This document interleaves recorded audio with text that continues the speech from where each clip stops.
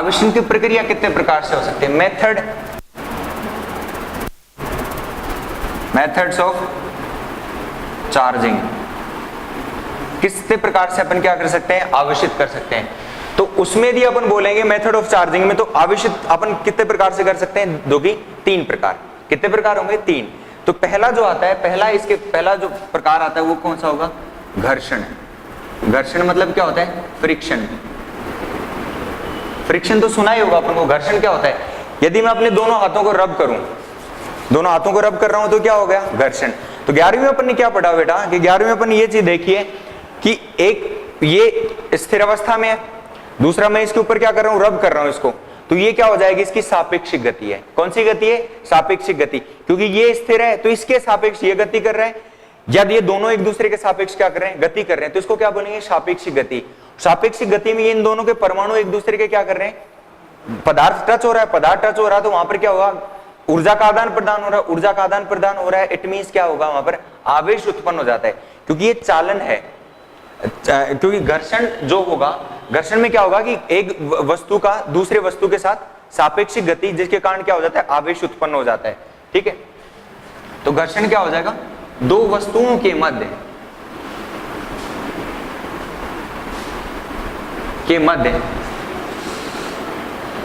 सापेक्षिक गति के कारण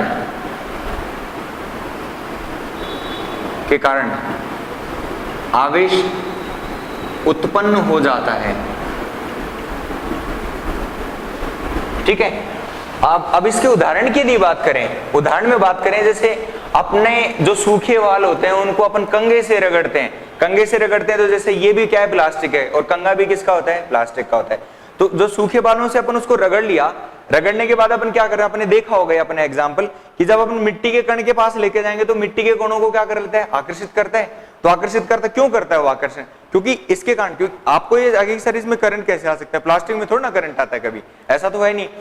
तो इसमें जब होगा, अभी तक क्या है? उदासीन है, पर यहाँ घर्षण के कारण बाल भी क्या बोलते हैं अपन? बाल भी क्या होते हैं कि बाल भी कुचालक होते हैं। कुचालकों में कैसे आवेश का आदान प्रदान होगा? क्योंकि घर्षण हुआ, बना हुआ पदार्थ का है, पदार्थ है तो न्यूट्रॉन, इलेक्ट्रॉन, प्रोटॉन सब कुछ विद्यमान है इसके अंदर। ठीक है, तो घर्षण के कारण इसमें क्या हो जाता है? एक पर ऋणात्मक आवेश आएगा तो दूसरे पर पदार्थ पर क्या आ जाता है? धनात्मक आवेश, जिसके कारण इस पर आवेश अट्रैक्ट हुआ, आवेश आया, आवेश के कारण इसको जैसे मैं धूल के पास लेके जाऊंगा तो ये अपने पास किसको अट्रैक्ट कर लेता है? धूल के कणों को अट्रैक्ट कर लेता है। वो आवेशन की प्रक्रिया होती है, वो सिर्फ और सिर्फ किसके कारण होता है? ये ऊर्जा आदान प्रदान हुई है। ऊर्जा आदान प्रदान होने के कारण यहाँ पर आवेश उत्पन्न हुआ है। ठीक है, और आवेश के कारण ही इसमें क्या कर लिया? इसने धूल के कणों को अट्रैक्ट कर लिया। ठीक है, तो इसके उदाहरण यदि मैं बात करूं, सूखे बालों को कंघे से रगड़ने पर, ठीक है, अब अपने पास फर होता है, सिल्क देखा है? सिल्क जाता है, जैसे मखमल टाइप का जो सिल्क होता है, सिल्क को यदि अपन ग्लास छड़ से रगड़े, ठीक है, या वो फर आता है जिसको अपने कोट में लगा रहता है, जो सर्दियों वाले कोट में अपने फर लगा होता है, उस फर को यदि अपन फर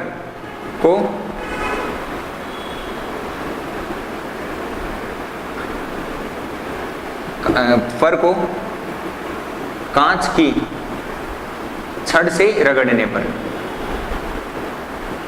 ये अपने एग्जाम्पल हो सकते हैं कि फर को कांच की छड़ से रगड़ने पर, तो कांच की छड़ पर एक आवेश आएगा तो फर पर क्या आ जाएगा? दूसरा आवेश आ जाएगा। ये सिर्फ और सिर्फ किसके कारण? रगड़ा मतलब क्या हुआ वहां पर कि वहां पर सापेक्षिक गति हुई, सापेक्षिक गति के कारण क्या हो गया? यहाँ पर आवेश उत्पन्न हो गया, और ये प्रक्रिया क्या कहलाएगी? आपकी घर्षण प्रक्रिया कहलाएगी, जिसके कारण अपन दो वस्तुओं को क्या कर सकते हैं? आवेशित कर सकते हैं। तो पहली प्रक्रिया क्लियर है आपको। दूसरा आता है अपने पास चालन विधि। तो चालन में यदि बात करें, चालन मतलब क्या होता है? चलना क्या होता है? छूकर आवेशित करना। छूकर आवेशित कैसे करेंगे अपन? जैसे पंखा चलता है अपने घर में, ठीक है, कोई भी विद्युत उपकरण है वो चल रहा है, कैसे? क्योंकि जैसे मेरे को मोबाइल चार्ज करना होगा तो मोबाइल को क्या करता हूं मैं? चार्जर लगाऊंगा अपने पिन, उसमें मोबाइल में पिन लगाऊंगा, और दूसरा मैं किस में प्लग इन कर दूंगा? सॉकेट में प्लग इन करूं। उसके बाद क्या हो जाएगा? उससे आवेश का क्या हो जाएगा? प्रवाह होगा। आवेश का प्रवाह होगा किससे? प्लग इन से। क्या हो रहा है? मेरे फोन में क्या होता है? फोन चार्ज होता रहेगा। क्या करा मैंने? छुआ उसको, जो प्लग है, जो पिन है, पिन को किसको छुआ दिया? इलेक्ट्रॉनिक सर्किट में, जिससे क्या हो जाएगा? आवेश का आदान प्रदान। तो छूकर आवेशित करने की प्रक्रिया क्या कहलाती है? चालन प्रक्रिया कहलाती है। तो चालन को अपन अंग्रेजी में बोलते हैं कंडक्शन। क्या बोलेंगे अपन इसको? कंडक्शन। कंडक्शन मतलब कंडक्ट करना। तो छूकर आवेशित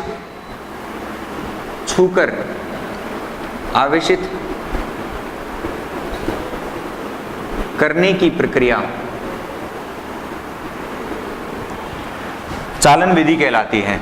ठीक है, छूकर आवेशित करने की प्रक्रिया क्या कहती है? चालन विधि। ठीक है, अब अपने पास concept very very important concept आता है जो अपन पूरे 12th में अपन उसमें पढ़ना है इलेक्ट्रोमैग्नेटिज्म में, कि उच्च आवेश से किस में आएगा? निम्न आवेश। उच्च आवेश से निम्न आवेश क्या होता है? एक तो विभव होता है और एक क्या होगा? उच्च विभव होता है और एक क्या होता है? निम्न विभव होगा। तो विभव का कंसेप्ट अपन बाद में इसी चैप्टर में कवर करेंगे, पर उससे पहले यहां जो देखने वाली चीज है कि चालन विधि। आपको ध्यान ये रखना है कि आवेश क्या होता है? उच्च से कहां पर जाता है? निम्न की तरफ जाता है अभी के लिए। ठीक है, कंसेप्ट को आगे एलोबरेट करेंगे कैसे होता है, क्यों होता है ऐसा। अपने घर में क्या होते हैं? 2 टंकी लगी है बराबर में साथ में। ठीक है, 2 टंकी सेम आकार की है, एक टंकी फुल भरी है और एक टंकी में क्या है? बिल्कुल निम्न स्तर पे पानी। अपने नीचे क्या करते हैं? दोनों को नीचे से जोड़ा हुआ है एक पाइप के द्वारा। जैसे वो वॉल खोला तो वो तो टंकी क्या थी? कम भरी हुई थी और ये क्या थी? फुल भरी हुई थी। पानी कहां जाएगा? हमेशा पानी कहां जाएगा? कि ज्यादा भरी हुई टंकी में से किस में जाएगा? कम भरी हुई टंकी में जाएगा। और वो तब तक जाता रहेगा चाहे उनका जो आकार हो, आकार कुछ भी हो, परंतु जब तक उसमें जाता रहेगा जब तक कि दोनों का तल क्या हो जाए? समान हो जाए। ठीक है, ये पास्कल का नियम कहता है कि जो ऊंचाई है, द्रव की ऊंचाई जो होगी वो क्या हो जाएगी? जब तक एक से दूसरे में प्रवाह होता रहेगा जब तक कि दोनों क्या ना हो जाए? बराबर ना हो जाए। ठीक है, तो अब चालन की प्रक्रिया इसी प्रकार से कि एक आवेश उच्च से कहां पर जाएगा? निम्न आवेश की तरफ। इसी कंसेप्ट को आगे एलोबरेट करें तो इसमें जैसे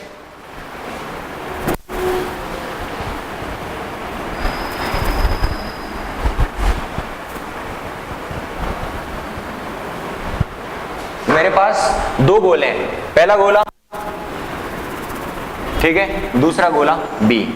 ठीक है, इस पर छूने से इस पर आवेश कितना था? क्यू ए या बी? और इसके बाद इस पर आवेश क्या था? छूने से पहले आवेश कितना है? क्यू बी है। क्यू ए और क्यू बी। इसकी मैंने रेडियस ली, इसकी त्रिज्या ली, वो ले ली मैंने आर ए। अब इसकी कितनी ले ली? R B.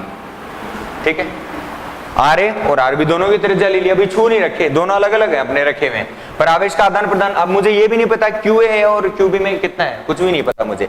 परंतु अब कंडक्शन की जो अपनी प्रक्रिया वो क्या कहते हैं कि छूकर आवेशित करना, मतलब इसको इसे छुआकर अपन को आवेशित करना है। तो उसी कंसेप्ट को आगे एलोबरेट करते हो कि दोनों को मैंने क्या कर दिया, इनको या तो किसी तार के माध्यम से जोड़ दिया, ये भी तो कंडक्शन हुआ क्योंकि छूकर आवेशित कर रहा हूं, या दोनों को क्या कर दिया मैंने? परस्पर एक दूसरे के संपर्क में लाके रख दिया।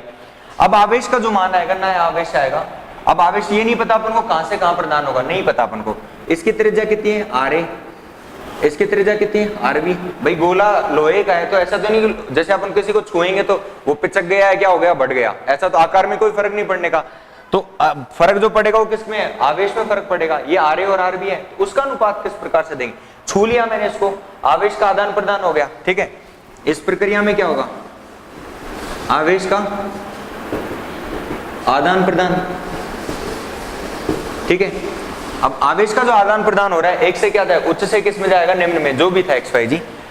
इनको हटा के नेक्स्ट प्रक्रम में क्या रखा मैंने? इसको दोनों को क्या कर दिया मैंने? अलग अलग रख दिया। दोनों को क्या रखा मैंने? अलग अलग।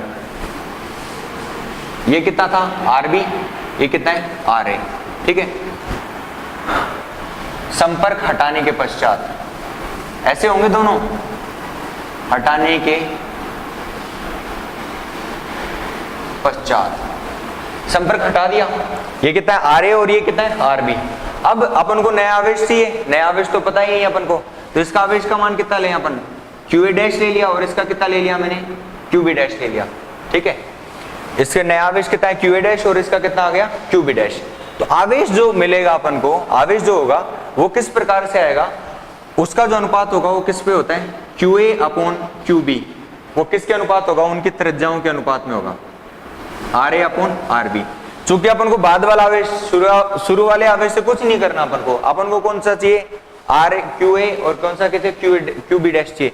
तो इनका जो मान आएगा क्यू ए डैश और क्यू बी डैश का जो मान आएगा, क्योंकि अंतिम अनुपातों का अंतिम जो आवेशों का अनुपात होगा उनकी त्रिज्याओं के अनुपात के बराबर होगा। आवेशों का अनुपात, इसे क्या पता चल रहा है अपन को, गोलों पर आवेशों का अनुपात वो क्या होता है, त्रिज्याओं के अनुपात के बराबर होता है। ठीक है, दोनों चीज बराबर हैं। गोलों पर आवेशों का अनुपात किसके बराबर होगा, उनकी त्रिज्याओं के अनुपात के बराबर होगा। नेक्स्ट,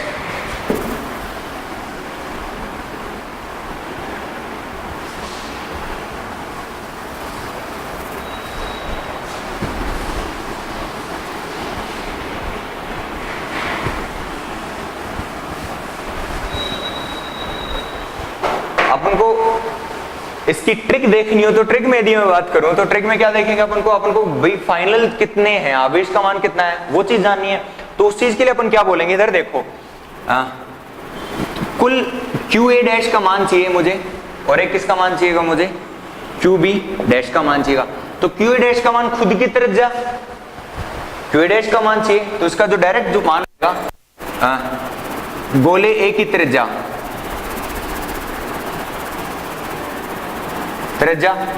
बटा गोले A तथा B की त्रिज्याओं का योग गुणा कुल आवेश।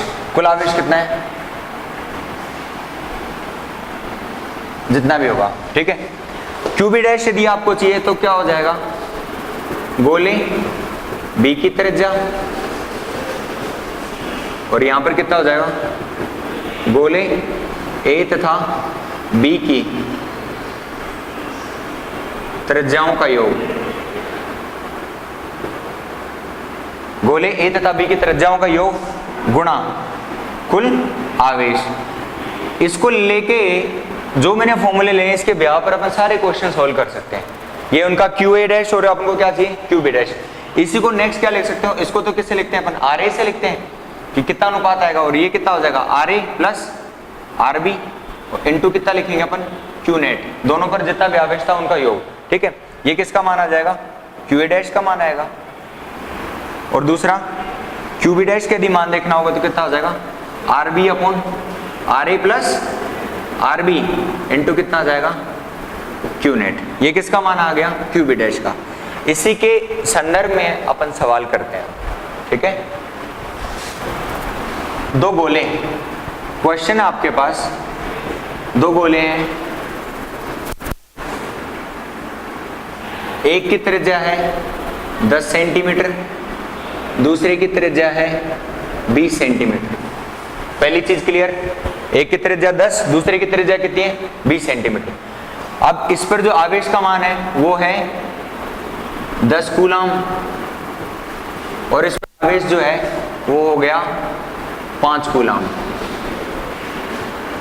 इस पे 10 कूलम और इस पे कितना है 5 कूलम। पहली चीज क्लियर, ये क्वेश्चन में दे रखा है। ठीक है, चालन के पश्चात मतलब दोनों गोलों को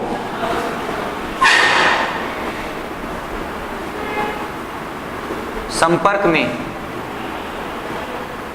रखने के पश्चात, सो क्वेश्चन है अपना यहां पर, एक पे आवेश है 10 कूलम जिसकी त्रिज्या है गोले की 10 सेंटीमीटर, दूसरे पे आवेश 5 कूलम और उसकी त्रिज्या है 20 सेंटीमीटर।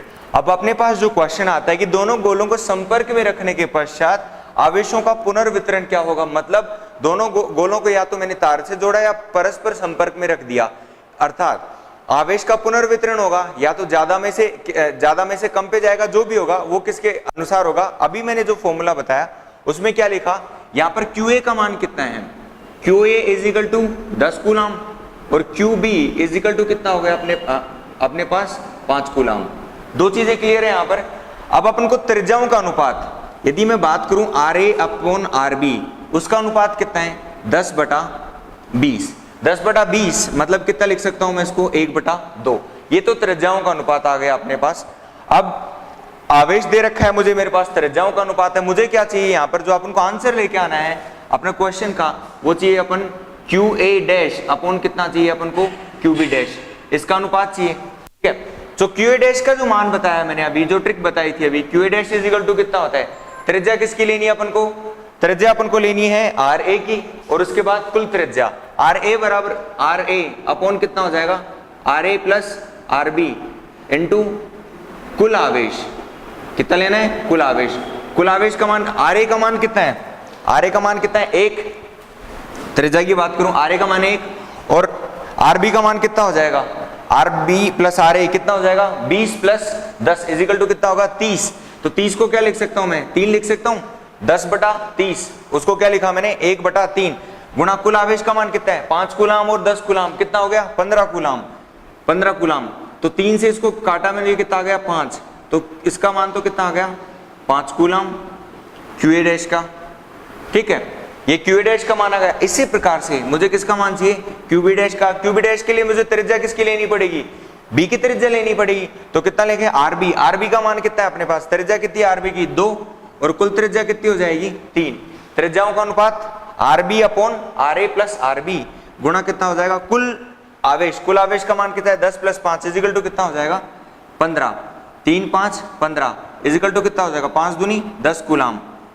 अब बात करें अपन आवेश गया कहां, इस पर पहले आवेश कितना था 10 कूलाम, इस पर पहले आवेश कितना था 5 कूलाम, परंतु पुनर्वितरण के पश्चात पर इस पर आवेश कितना आ गया 5 कूलाम, और इस पर आवेश कितना हो गया 10 कूलाम।